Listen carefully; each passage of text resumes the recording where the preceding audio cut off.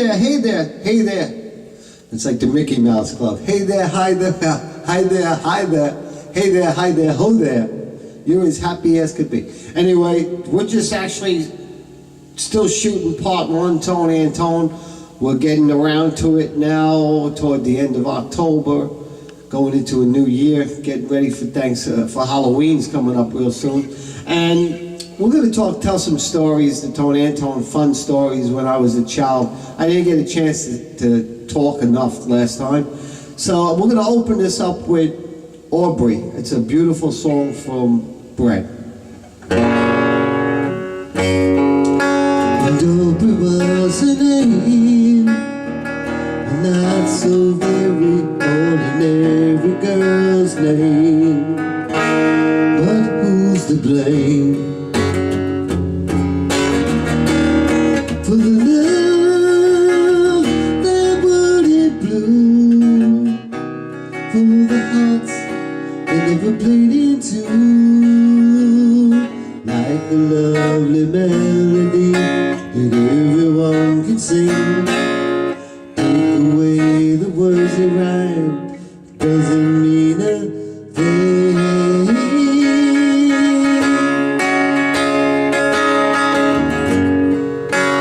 Aubrey was a name.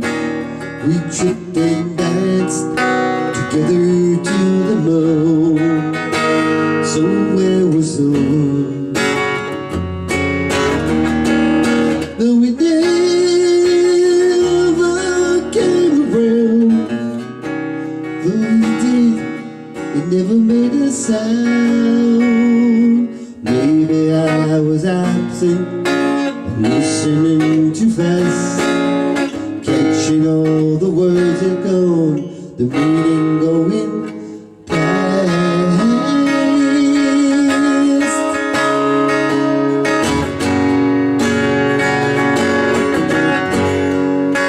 God, I miss the girl. Well, I'll go 1,000 times around the world just to be closer to her than to me.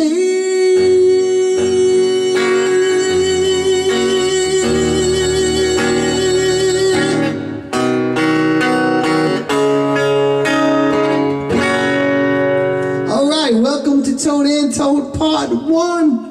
All right, well, I'm going actually back to, I was talking about my band, Hurricane. And this is Tone Antone Part 1, Part 2.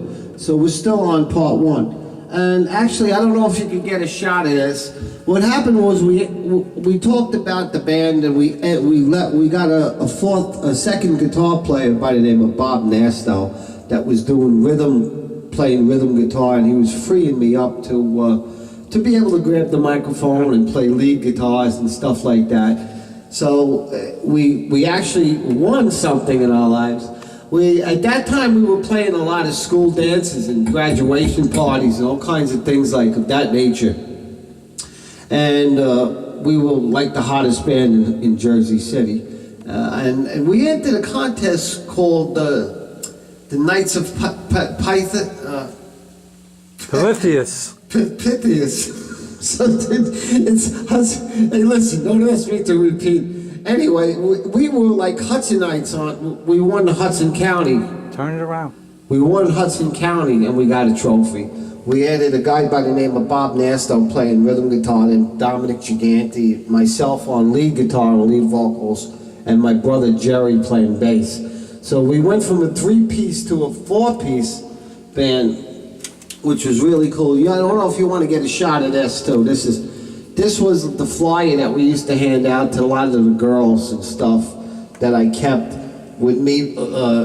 It said Hurricane Rock and Roll Band, and the two songs that that I wrote was a song by the name of Tommy, not the Who, Tommy, and I Walk in the New Light was the first 2 songs that I ever recorded. And Bobby Nasto was a rhythm guitarist and did some background vocals. My brother Jerry again did bass and background vocals. Dominic Gigante did background vocals and played drums. And I did all the lead guitar work and all the lead vocals. All right, so anyway, That's going back to when I was a kid in school. All right, so I'm gonna go back to grammar school real quick and tell you that I was an altar boy, so I had to get up in the morning, and I had to go.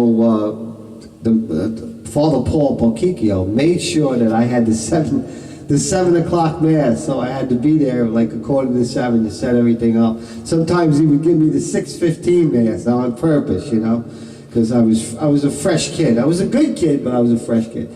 So anyway, what happens is I'm in 8th grade, and I'm going out with this girl who's 17 years old. She's a senior in high school, and she picks me up one afternoon with her car, and she's got her makeup on and everything, and she picks me up, and don't forget, I'm only in 8th grade. So all of a sudden, she gives me a big kiss when I get in the car with her. Anyway, the next day I went into school, and I hear the nuns, they summons me over the PA system. Warpath. When Anthony, please come down to the office. And I went down to the office, and it was funny because every nun was standing there waiting to give me, to yell at me and scold me, And they couldn't believe that I was kissing a woman, and I was trying to tell them that she was only 17 years old. They didn't want to know nothing. So anyway, I was always in trouble in Our Lady of Mercy.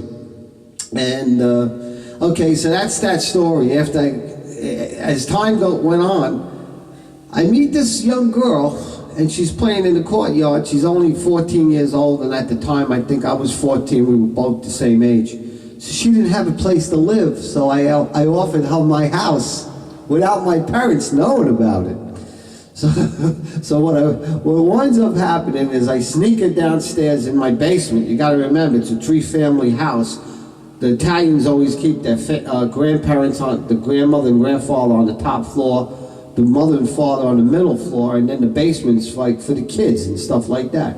So we had the basement. We had total control of the basement. So now I invite her to come live with me. She doesn't have a place to live. Now my mother and father don't know what's going on, but I had her down there for 2 weeks. And every day after school, I'd run downstairs, and spend time with her. And she would sleep in the back room, and she would eat, and sometimes I'd take her up to take a shower when my mother went shopping. Finally, one day my mother goes downstairs to do the laundry, and she hears somebody in the back, and she sees this little girl in the back. And she's like, "What are you doing here?" And she says, "Well, Tony said I could live here." Oh my God, was I in trouble. So I come home from school, and I can't wait to run downstairs and see her. And who's sitting on the porch but my mother, my father, my grandmother, in full ammunition, the whole gang. And I'm like, uh-oh, I just wanted to turn around and run back to school. So anyway, I said to my mother, says, "What, are you crazy? Telling this girl she could live downstairs?" I says, "Mom, she didn't have no place to go." In the meantime, I was really keeping it a great secret. I mean, during dinner, I'd bring her down an extra steak.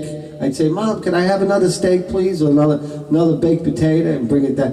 So that's how she was eating, because I was feeding. Anyway, well, what happened? Wait a minute, how did she go to the bathroom?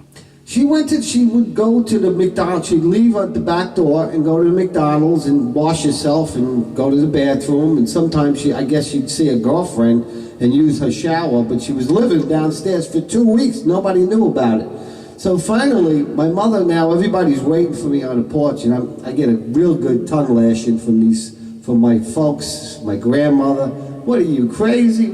I said, "Listen, Mom, she doesn't have no place to go. Can't we keep her?" So my mother says, "What do you think you found, a stray dog? This is a young girl. She's 14 years old."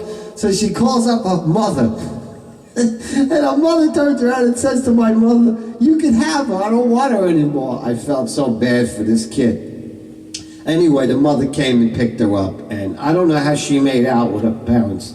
I know her mother was divorced from her father. She came from a broken home. But I have a big heart. I actually really enjoyed I really enjoyed her company. And I was only 14 years old anyway at the time. So, all right, I talked about that. All right. Okay, I talked about the hurricane contest, and I wanted to tell a little story about the kids in Jersey City. The kids that hung out in Jersey City were really tough kids. And you got to remember, at that time, we had the downstairs, and we used to invite on the weekends. My brother would have one night, I'd have another night. Like a Friday would be his, Saturday would be mine. But because I was the lead guitarist in the band, we just kind of like really, all our friends got along together. There was a gang of kids that hung out in back of our house in the parks that wanted to get into my basement all the time. But these kids were doing drugs, and we didn't allow any drugs in our home. And at the time, as a child, we never did, and we never allowed pot or any kind of drug, just beer. Beer and cigarettes. That was all that was allowed downstairs.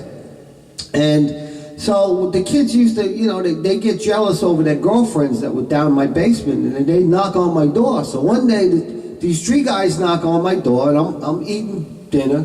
So my father says to me, Tone, I think there's three of your friends out there. No, these three guys are looking to give me a beating. So now I have to put my fork down, get my temper up, and go outside like a madman. So I start knocking the crap out of the one guy, and my father's just standing there watching this whole thing.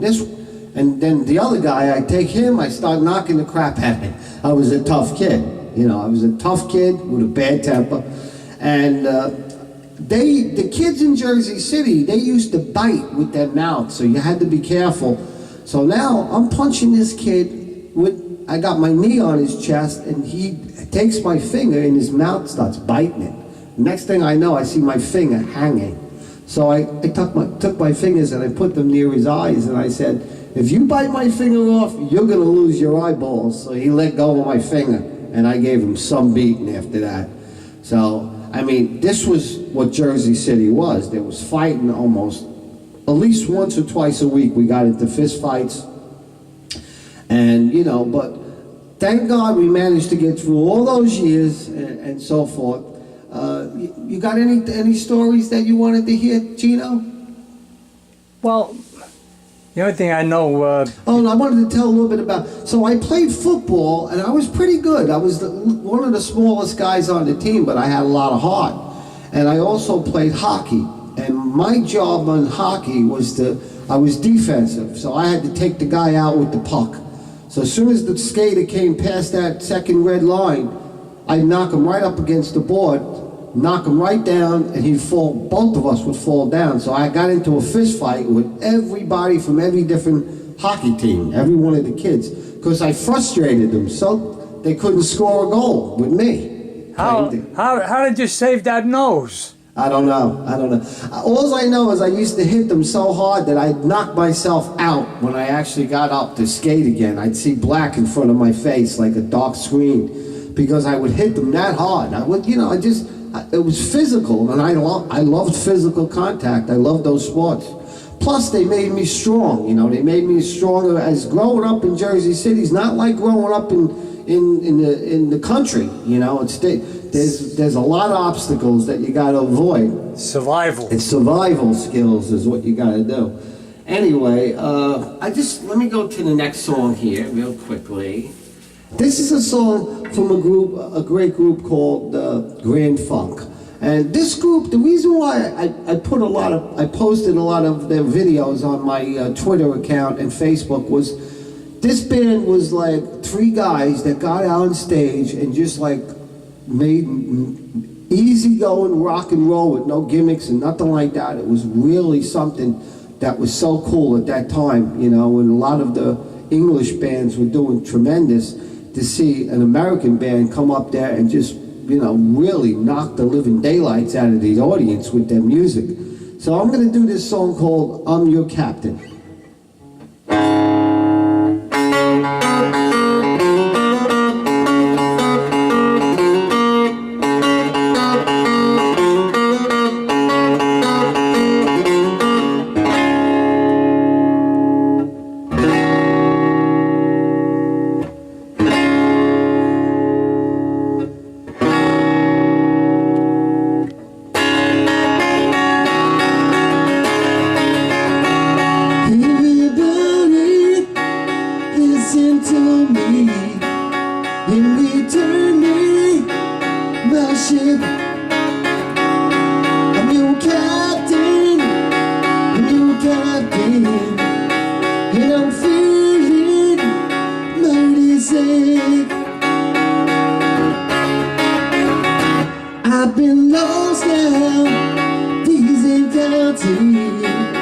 In this one sense, I say home.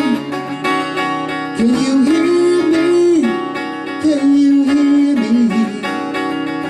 Am I all alone?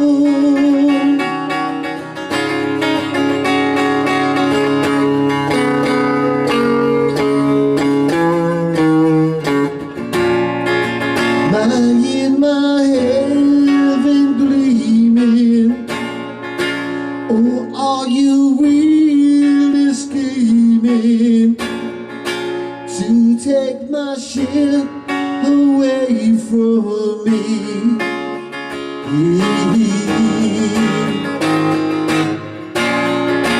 You better think about it. I just can't live without it. So please don't take my ship from me. No, no, no.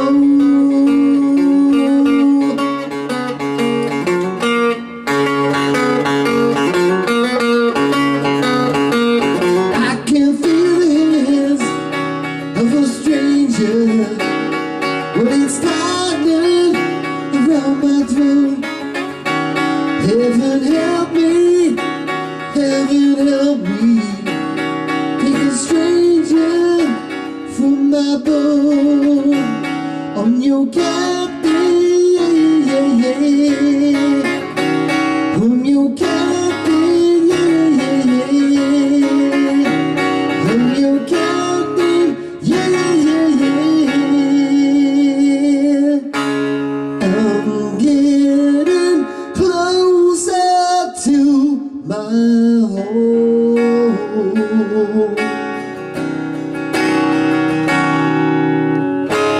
I'm getting closer to my home.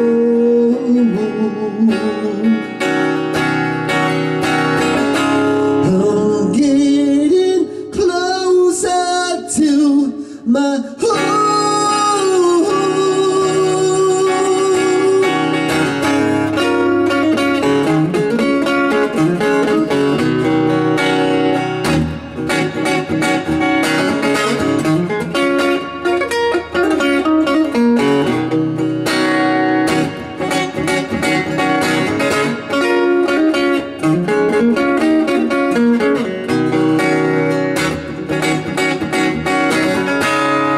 I'm getting closer to my home.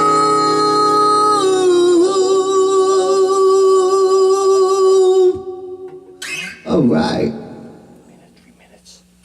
Okay, we only got 3 minutes. Okay, I got you. Anyway, I just want to tell everybody too that I know I've been on the. I don't want to talk really to get there, but I know I've been on the blacklist, and I appreciate everybody's support. And keep the tone faith. We have no intention of retiring. We're going to still sing, even if we just sing for our Tone Antone fans. We thank you, and we offer you our hearts and souls and say, God bless us, God bless our families, and God bless America. Thank you so much. Close it.